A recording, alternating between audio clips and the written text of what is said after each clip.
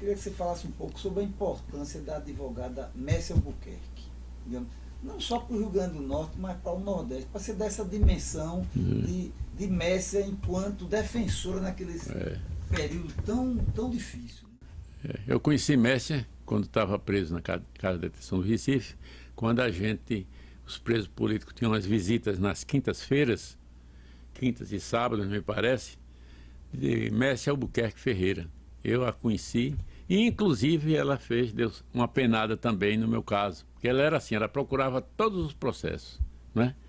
A presença de Messia é uma presença que tem que ser resgatada e colocada na memória eterna da luta política, não só do Brasil, na América Latina, da grandeza enorme. Depois eu fiz uma visita ao viúvo, né, ao sobrevivente dela, lá num edifício, me parece que é Rio Branco, juntamente com Ouro Branco, com Oswaldo Monte, né? E vi as fotografias, vi todo, né? Não era uma advogada, era uma devotada, era uma pessoa, e a vida dela era a vida da defesa da democracia, da liberdade, do ser humano. A história do Brasil ainda deve muito ao resgate total da vida de Messia de Albuquerque Ferreira, que foi homenageada aqui, né? Você lembra, né? Foi uma coisa espetacular, né? Mas não é só isso, é ter ela como o arauto, né, dessa luta, dessa visão de que o advogado que se debruça sobre as causas populares e sobre a liberdade, mantendo até o risco, né? O risco de sua vida permanentemente, e às vezes até das incompreensões, muitas existiram, né, do seu verdadeiro papel.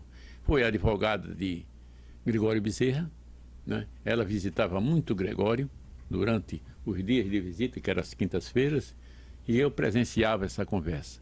Então, a história deve a Messia de Albuquerque Ferreira todo o registro do exemplo da sua cidadania, da sua moral, da sua dignidade e da sua luta pela liberdade.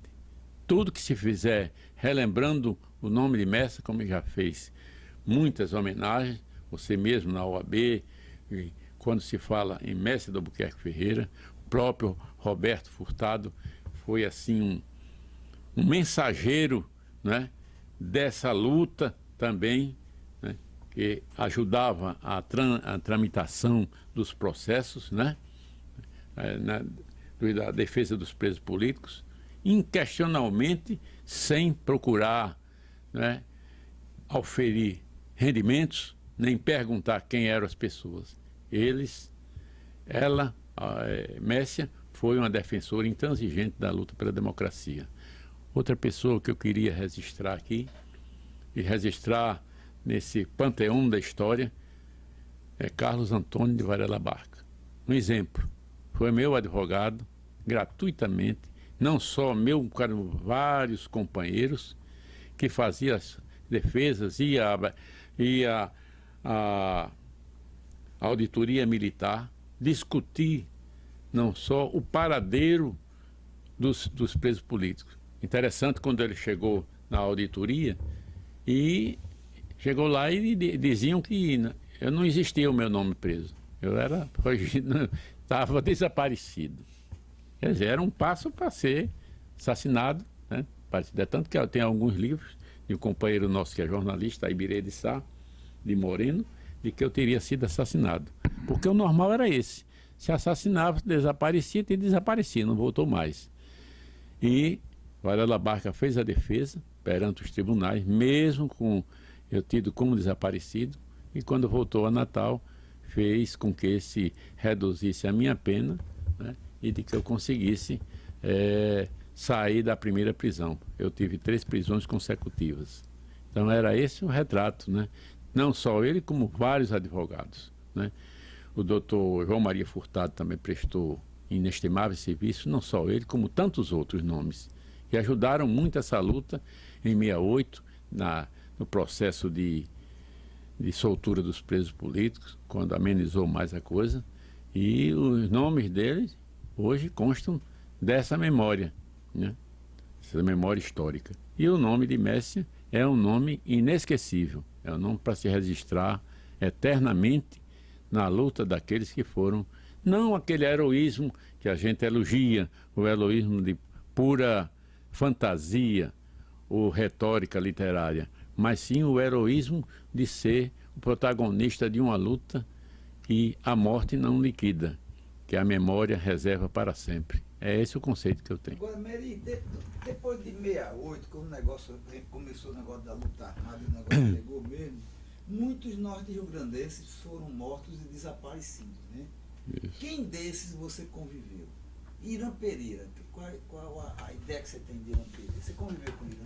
Não, Irã eu não convivi. Eu tive muita amizade com Sacha Lides Pereira, que é a filha dele, né? E através de Sacha eu tive vários dados, inclusive recentemente nós fizemos uma homenagem lá em Caicó, que ele é originário de Caicó, é filho de um juiz já falecido, Hilarindo Pereira, de Caicó. Então ele é uma figura que não é bem conhecida no Rio Grande do Norte, mas em Pernambuco ele é muito conhecido, e conhecido nacionalmente, porque ele foi dirigente do Comitê Nacional do Partido Comunista Brasileiro. E Emanuel Bezerra, você chegou a conviver? Não convivi. Não convivi. Tenho de lembrança. Em 64 você evaporou-se do mundo. Exatamente. Houve assim, não um desligamento, é uma separação de vamos dizer, de períodos, né? Períodos. Basta dizer que Luciano me conta muito de quando ele tinha conhecimento que eu estava preso, que estava preso em Natal, eles em Itamaracá, porque naquele período eu ainda estava preso em Natal. E, no entanto, a lembrança que fazia era Juliano Siqueira, né? E ele disse: eu passei a querer muito bem a você após as conversas de Juliano, vendo a sua ascendência no movimento e a seu critério, essas coisas, que foram períodos seguidos. 68 já foi um outro período, né? Um período muito duro, período de reorganização política, um problema de restaurar essas liberdades democráticas e o problema da luta armada, porque não havia nenhuma porta de saída para continuar a luta, porque não havia, era violência pura. Então foi um gesto que eu digo que não foi um gesto, como se diz, de 35, foi um gesto, vamos dizer, intentona. E a mesma coisa de 68 foi um gesto justo. Não havia mais porta, não havia mais saída. A saída era resistência mesmo. A resistência através desses meios para poder romper os grilhões da ditadura.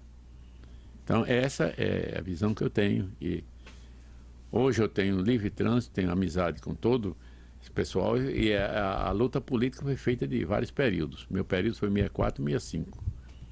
Meri, se você tivesse que escolher um momento, um instante da sua trajetória nessa luta, que momento você falaria? Que momento você escolheria para dizer de importância que teve na sua vida? Que ele deixou a marca? Bom, o momento mais importante na minha vida foi minha opção pela luta política.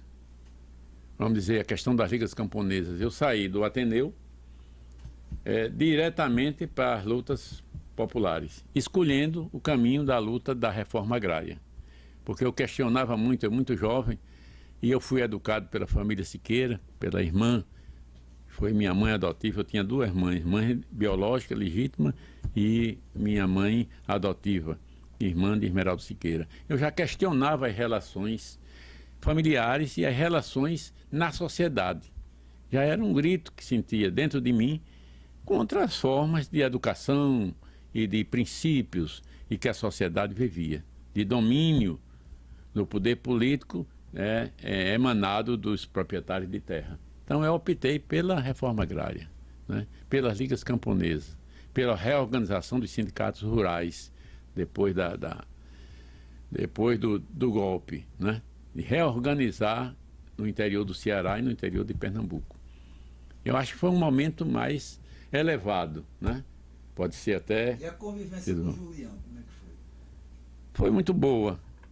Julião era... Francisco Julião. Francisco Julião Arruda de Paula, né? Era homem de origem de proprietários rurais, mas que renunciou a tudo isso, né?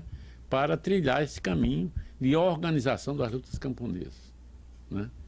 Há questionamentos contra o comportamento de Juliano. Não é questionamento, vamos dizer, quanto à prisão, quanto a essa coisa, mas é das posições políticas, né? Mas ele foi, de qualquer forma, um líder, aglutinador, organizador, né?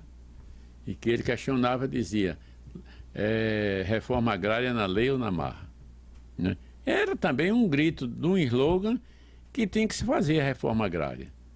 Há 500 anos que se luta pela reforma agrária. Ainda não foi feita a reforma agrária no Brasil.